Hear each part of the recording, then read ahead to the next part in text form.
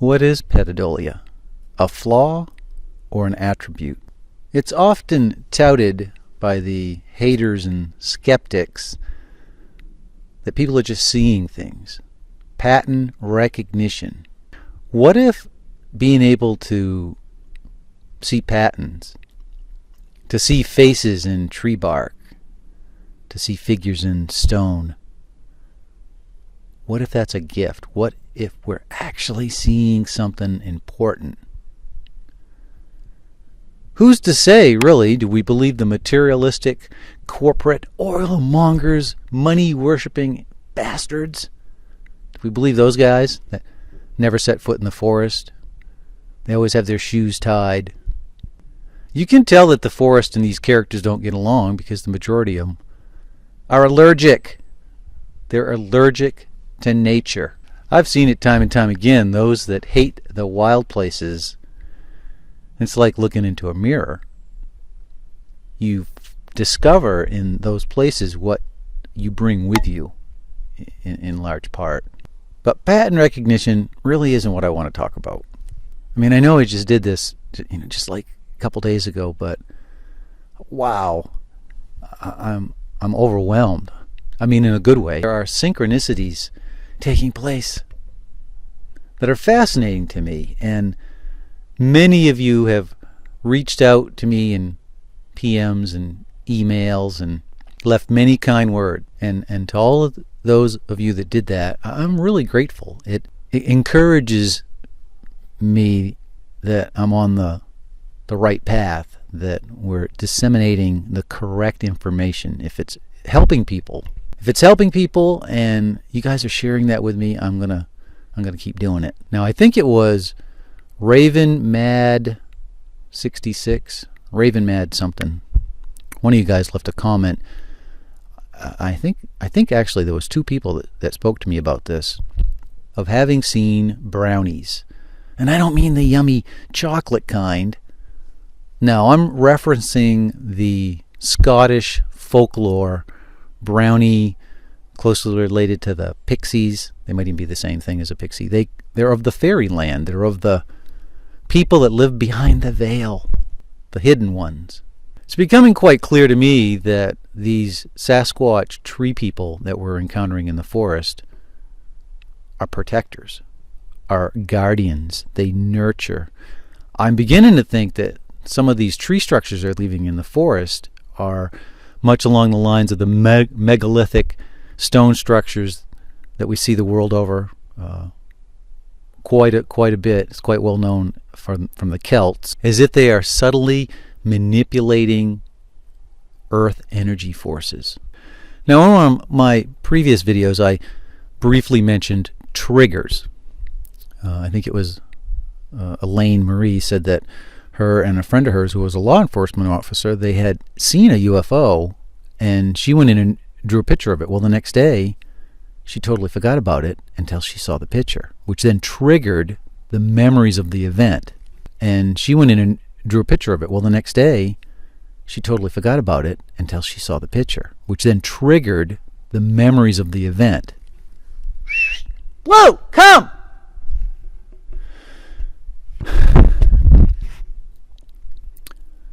I am going to share an experience that I had when I was 17 years old. At the time, I used to get up quite early in the morning, and I had some traps for muskrat that I would go check, and if it was deer hunting season, I usually have my deer rifle with me. So I was frequently up at daybreak and in the forest where there wasn't any people. I was lucky that I had access to several thousand acres of forest, and I was probably the only person in there at the time. This particular morning, I happened to come upon a pond, and it was quite cold, but it hadn't yet froze over. We hadn't had a good hard freeze, but it was probably sometime in mid-November, and we were getting there. I had to go around this small pond, maybe 3-4 acres in size. It usually had a lot of critters in it. I've seen great blue herons there, and otter, mink, muskrat, beaver, that sort of thing. So I was in the habit. So I was in the habit of coming up on this pond kind of stealthily, like, I wasn't making a lot of noise. So this morning I kind of crept down through there, and it was really beautiful. The sun was coming up.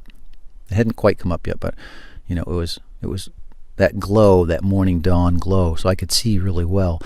The surface of the pond was still liquid. It wasn't ice, but the temperature inversion had caused this mist to form upon the surface of the pond of about a foot in depth. The peculiar thing that really caught my eye was that this mist was like a vortex, like a pinwheel,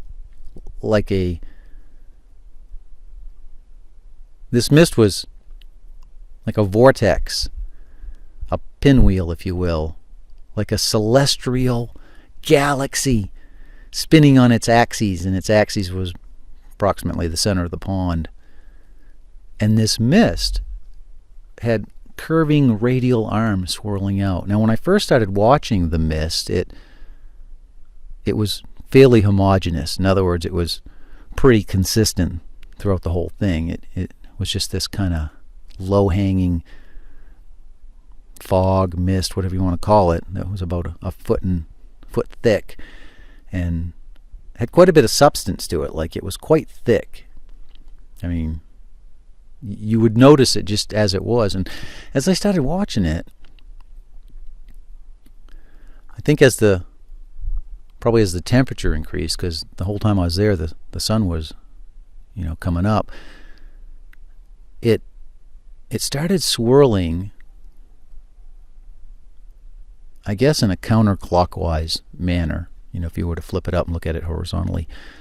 And I started to notice that the uniformity, the consistency of the mist started to change.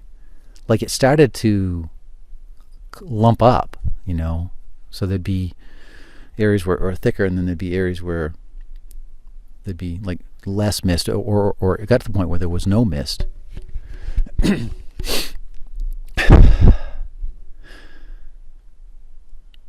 What was surprising, shocking even to me, was that these clumps of mist begin to take on the form of tiny little people. I shit you not. Like, I couldn't really believe it. I was looking at it, and I'm thinking, I'm just imagining this. I'm seeing something. I'm seeing this pattern recognition. I probably didn't call it that at the time because, I wasn't studied up on it, but I kept watching it, and these little beings took on more and more details, and they paired up. That was the other thing that was really strange, was there was no individual beings. The individual ones paired up with each other, and they took on all the attributes that you'd expect from, males and females. They showed, I think dichotomous is the word I'm looking for. It's when you can tell the difference between males and females. And the clothing that they appeared to be wearing was, like old English, old Scottish, like someone would wear if they were going to a fancy ball.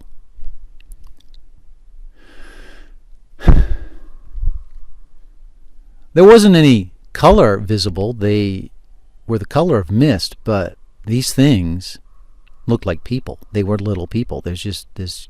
There's just no other way to describe it. It is just like if you were watching 200-300 people at a ballroom dance, all dancing in unison, all rotating. Actually, it was a clockwise motion, now that I think about it. All rotating in a clockwise motion over the surface of this pond. They were gliding along. It was beautiful. They were graceful. They kept their spacing between each other. The individual couples, would spin about as they were doing their dance. And I was simply in awe of it. I couldn't I was having difficulty wrapping my head around it, because when I first got there, it was just a mist on the pond, like I'd seen a whole bunch of times, mist, and then when it clumped up and turned into people, I thought, oh, well, I'm just imagining that. But then when the people paired up and they started dancing, like, where are you going to go with that? This was such a profound experience that I don't really think that I ever told anybody about it for years. And in fact, I think I kind of forgot about it for quite a long period of time, because, as I pointed out before, I didn't have a box to put it in. I didn't have a category that experience would fit in. I mean, the only thing I could think of is what they were, little fairies. And of course, we're told fairies aren't real. What they probably were water pixies or water sprites or, air elementals. I don't know what kind of nomenclature you'd like to apply to it, but they were definitely figures. They were animated. They did stuff. They didn't act like inanimate fog. They acted like they were sentient. And they looked like little people. I don't know. I don't know if they were aware of me or not. I mean, I didn't make any noise, but I stood there and watched these little fog fairies, if you want to call them that. They probably danced for, I don't know, 10 minutes maybe. As the sun started to come up and hit the pond, the dance increased in speed, right? And the fog rotated. And then all of a sudden, when the sun kind of broke up over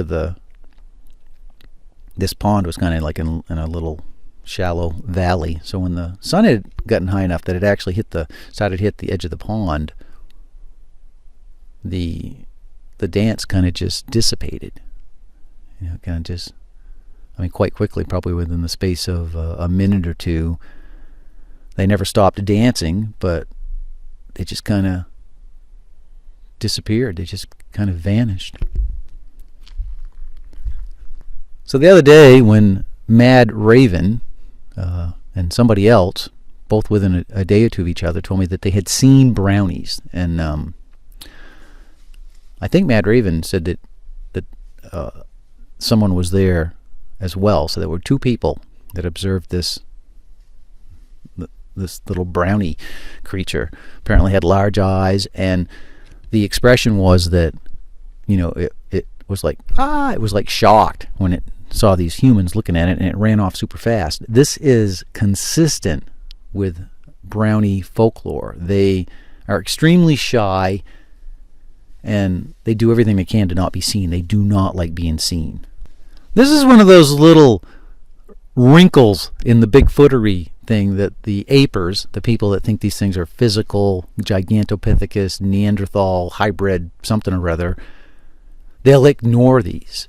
They will not follow up on these reports. And it's not that these reports are particularly uncommon, but they're suppressed, rabidly suppressed by real harassment, by fear of harassment, by bullying.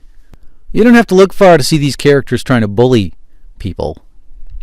I'm a field expert on edible mushrooms, on edible funguses, and I frequently get these characters like, "Oh, I've been eating mushrooms. Oh yeah, you're a moron. You're an idiot. You're eating mushrooms." And the thing is that argument makes no sense at all, because every one of these guys that says that kind of crap, if I was to go into the forest and they were going to the forest and they had to go in there and find some mushrooms to eat, they wouldn't come out. They'd be dead, because they're too stupid to know which ones are edible and which ones are not.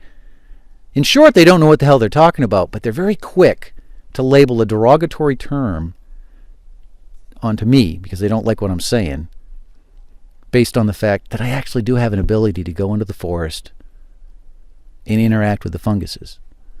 And I can teach people about it too. I've taught a lot of people that now have the ability to go into the forest and harvest edible fungus. These knuckleheads using these sorts of arguments, they think they have debate skills. They think they are all of that. They know what they know. Their egos are too big to admit that they're wrong, and they're just never going to gain any ground. They're just stuck in this rut. This is another thing. Time and time again, I get people telling me, well, I used to think this, now you changed mine. Yeah, I changed my mind, and, whoa, I liked you before, I don't like you now. So it's a bad thing that I changed my mind. In their perception of what's going on, what's good is to never ever question anything, never change your mind. Which begs the question why these knuckleheads are involved in a paranormal field. Or even a field, it's not paranormal, Bigfoot not paranormal. Prove it! To use your terminology, where's the evidence it's not paranormal? The evidence that you're ignoring? That you're ridiculing? That you're trying to suppress? By being a bunch of bullies? People reporting these fairies and these brownies in the forest, these are of the same, family. They're the cousins. They're cousins of... They're the same type of creatures that the Bigfoots are. Like, there's a Linus classification, It's called the binomial classification system, which is when you use Latin for example, for an edible mushroom, say lobster mushrooms, it's Hypomyces lactiflorum. I'd like to see one of these guys that say that I'm an idiot explain to me what that mushroom is. What's special about it? They don't know. It's laughable. It really is. All right, I don't really want to go into that, but I did want to talk about the fact of this pareidolia. They constantly want to ridicule this pareidolia, and yet this is how you are seeing these creatures. I mean, this is part of it. It's really got me thinking. Oh, and the other thing I wanted to share with you guys is we were watching, I'll see if I can put the link in the bottom bar. This is a guy that's been working with the Peruvian shamans for, I think, like 20 years. And one of the things that was fascinating was they brought up, they had a name for it, but they called them guardians of the, they were not guardians, they were like protectors and healers of the planet. And these things were as tall as trees. And I think this is what Lady K and I have been observing, are these like tree people. And another friend of mine who is writing a book, he sent me it to read down through it. He actually references an experience he had very similar to the ones that we're encountering, where he saw these giant mobile sentient trees. Another group of people that gets an unfair amount of harassment are the indigenous people, the Indians, that have a millennia, 10,000 years, 20,000 years of passed down information regarding the forest people. Information that they protect, and rightfully so, because most of these nitwits that are out there trying to convince you that they're experts just shred this stuff up. They just make fun of it. The minute that it surfaces, they poke fun at it. But don't you worry. Bob '06 of Roadkill News will soon be interviewing these guys one at a time. If you have one that you think deserves special attention, just tell me down in the comments. The other thing I'd be really interested about is if anybody else has had experiences with the wee little people, seeing these little people. Because the little people, the aliens, the Bigfoots, they all share similar attributes. I hope all of you that are watching this, listen to this, that I hope you're well. And per numerous requests, I'm gonna put my address again down here in the bottom bar. So if you're so inclined and you want to send a snail mail, whatever, I will receive it at that address. And remember this, guys. If you're watching this, you are the resistance.